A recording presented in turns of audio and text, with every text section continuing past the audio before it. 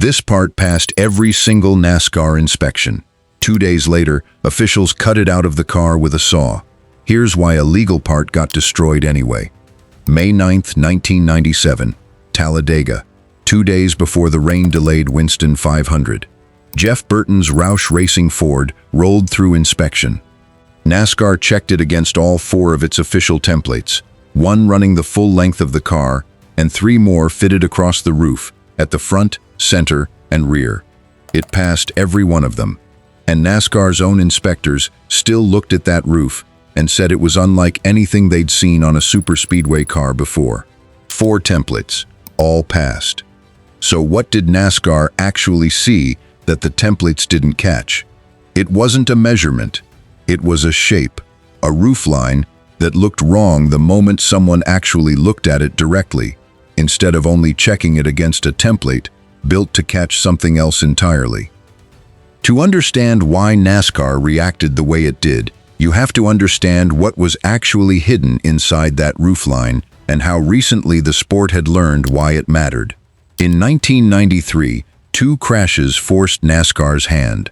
At Talladega, Rusty Wallace got tagged by Dale Earnhardt exiting the tri-oval on the closing lap, spun backward, and lifted completely off the ground, his car tumbling violently through the infield grass in front of a full grandstand.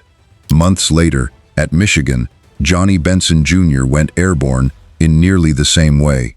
Both drivers survived. What NASCAR understood, in the aftermath of both crashes, was that this wasn't driver error, it was physics, at a very specific speed and angle, not spin alone.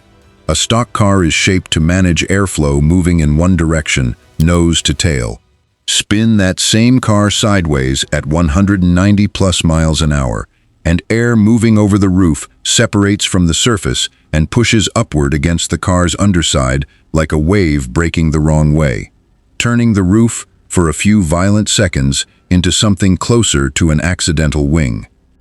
NASCAR's first instinct was to test a restrictor plate at Charlotte that September, slowing every car in the field down to fix a problem that only showed up during a spin. Teams pushed back hard. So NASCAR's Winston Cup Series director, Gary Nelson, working with engineer Gary Eaker, went looking for something more targeted instead. By Nelson's own account, the idea started almost absurdly simply. We took some cardboard and some tape and started positioning where such a flap should be located. Jack Roush, team owner, engineer, and the same man whose own Talladega car would be at the center of this story 4 years later, built the first working prototype himself and tested it that December using powerful jet engine-driven blowers to simulate the wind forces of a car spinning at speed. It held. NASCAR ordered every Winston Cup and Grand National team, Grand National being the series later renamed Busch, then Xfinity, to install roof flaps in time for Daytona's Speed Weeks the following February, an enormous, expensive scramble over the holidays with barely 2 months' notice. The finished design used 2 flaps near the rear of the roof, the left set perpendicular to the car, the right angled 45 degrees, an asymmetric layout built around the one direction a spinning stock car actually rotates on NASCAR's banked ovals. The first real on-track proof came almost immediately. Chuck Bounds spun during a qualifying race that same Speed Weeks, and NASCAR's engineers watched the footage back frame by frame to confirm the flaps had done exactly what they were built to do. Roush built that flap with his own hands and proved it could survive the exact forces it was designed for before a single car on the circuit carried one. 4 years later, it was the exact part his own team got caught moving 5 inches out of place. You'd think a $150,000 wrecked race car and a very public shaming would be the end of a story like this. It wasn't even the last time NASCAR would have this exact fight. According to NASCAR historian Tom Jensen's account of the incident, the body on Burton's car hadn't been built by Roush's own shop at all. It came from an outside vendor, a third party constructing it to specifications the 4 templates alone couldn't fully capture. The roof flaps, the exact safety device Roush had personally invented, were mounted 5 inches forward of the NASCAR mandated location. Sections of the roof had been lowered as well, quietly shaving away drag on the long straightaways where every fraction of a second matters most. NASCAR did not treat this as an ordinary infraction.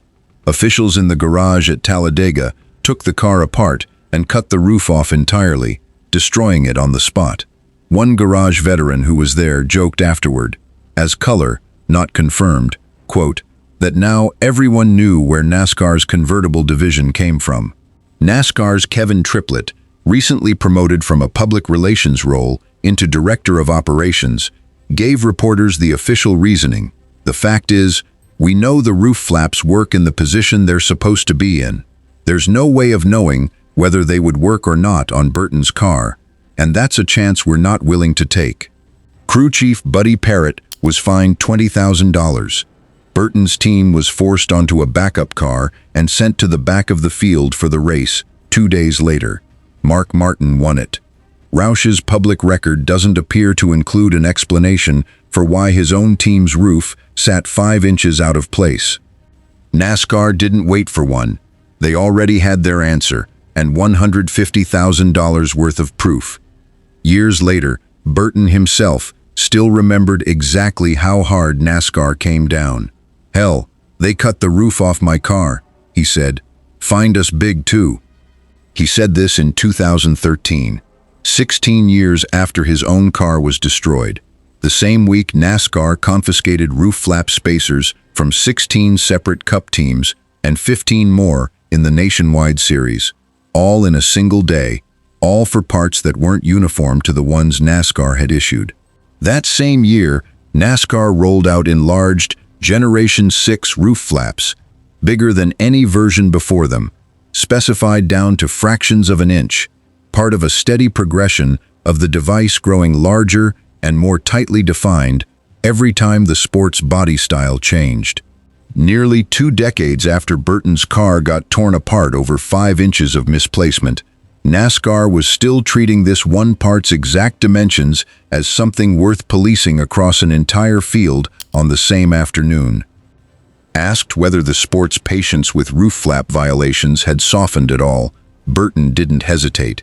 In the past, they've been very, very, very strict, and no leniency whatsoever when you mess with a roof flap. And I don't know why that would change. It hadn't. Every one of NASCAR's templates was designed to catch cheating. None of them were designed to catch someone tampering with the exact part built to keep a driver alive during a spin. So the real question isn't how many teams got caught doing this, it's how many didn't, and which other safety systems they quietly touched to make it work. Subscribe if you want to find out which ones we've traced so far.